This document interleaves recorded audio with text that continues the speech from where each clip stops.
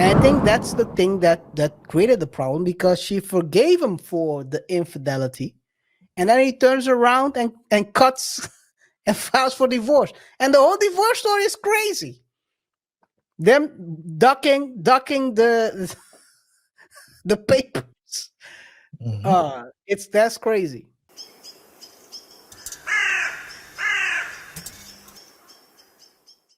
Yes, Gary Owen tells it all on Club Shay Shay. Quite interesting interview. And before we start, I'm gonna play a part so people get an idea how it all started. First of all, I want to say the magic words: fair use. Okay, can you hear it? Tell me he's welcome to any barbecue or reunion. We'll see if that's still standing after this conversation. Ladies and gentlemen, Gary Owens. How you doing? I'm good, bro. How are you? I have autism. There you go. Come on. Sorry, I couldn't help it. It was too easy. I just self-diagnosed myself. Just realized it right now. Is it gonna be?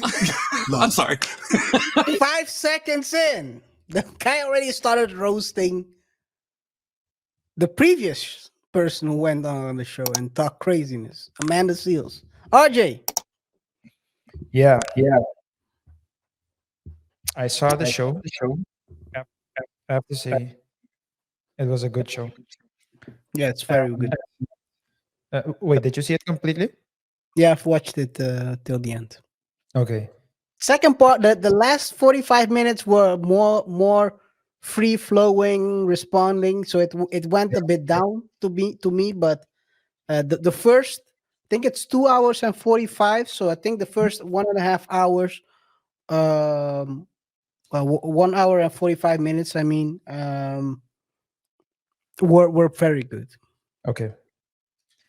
I found it this was the Cat Williams episode, of course, I watched like 3 times, I think, Mhm. from start to end. This one is this episode, the latest episode of Club Shay Shay, which was with Gary Owen, is the first one I've watched completely since the Cat Williams one. It was a Mhm. very good one. Gary Owen is very entertaining, very funny, but he Yep. also started directly. I mean, I think it was Shannon started directly with questions You went in. about the divorce, and up to so much so that at one point, Gary Owen made a joke. I'm sure we're gonna get to my upbringing in a bit, like later on, right? So usually he always starts the show with who was Gary or who Yeah. were you, but then Gary said, "I'm sure we'll eventually get to my upbringing in a few, right?" So Yeah. yeah, it was a good episode. Good Uh, episode. Yeah. yeah, Yeah. and he was talking a lot about his divorce, about his relationship with his family members, at least with his family, particularly his kids. Yep. How it's been like 3 years since he's had uh, quality contact with the kids. They do contact via text, I understand, or maybe by phone, Yep. but he hasn't seen them in a while. And when asked whether he thinks that the mom has something to do with it, whether the mom is trying to rally up the kids against them, he didn't he took it it seems like he took responsibility and said, I don't want to say it. I want to say that my relationship wasn't strong enough that it could withstand Bashing. the influence of people saying bad things about me on my kids. That Yep. if my relationship was stronger than with the kids, then maybe we would have continued with the contact. But from what he said, because Shannon tried to insinuate, or not insinuate, but he thought, just like as is the case with a lot of Rolling Stoners, as is it's the case with a lot of artists who need to travel from city to city, that he didn't have a lot of time with his kids. But he was saying, nah, man, I used to sacrifice, make flights, go to see my children's games, fly back to the city that I was already in to do shows. I didn't miss birthdays. So if what he's saying is true, it seems like he was very involved in the kids' lives. And he was you could clearly see his hurt for the fact that he doesn't have a relationship with them anymore, at least not a strong relationship. Yeah, I think the thing that happened here is he's clearly he's taking responsibility for his part, and what I think is even more nobler is that he's also saying, okay, I'm not gonna bash the person I used to have a relationship with relating to this. um I'm not gonna bash that person for things I know happened, but if I bash him, it won't make any difference now. It won't change the It won't facts. change anything, because one thing is clear is that um, he takes responsibility for that cheating aspect. And by the way, it's crazy that the guy was telling everyone turn on him. This is a real interesting story about people turning on him. The guy he hang out with on tour, when he fired him, he started telling the wife all the stories about people he shacked up with. The dad, when the dad turned on him, the dad was also, or was it the stepdad? Was either the dad or the stepdad? Dad went and started went on Facebook and said she's a wonderful stepdaughter, not stepdaughter. She's a wonderful daughter and an ex-wife. I'm gonna support her. So people basically turned their backs on him when uh when things didn't went their way, which sounds like typical life stuff. When you don't help people anymore, after a while, they start turning on you because they think they're entitled to whatever you're giving them, whether Yep. it's love or money. Yep. Crazy, crazy. Yeah, and he was also, I mean, it's very open, very straightforward. He has two kids now, but he said out of respect for the current kids, he's not going to post anything about, no, apologies.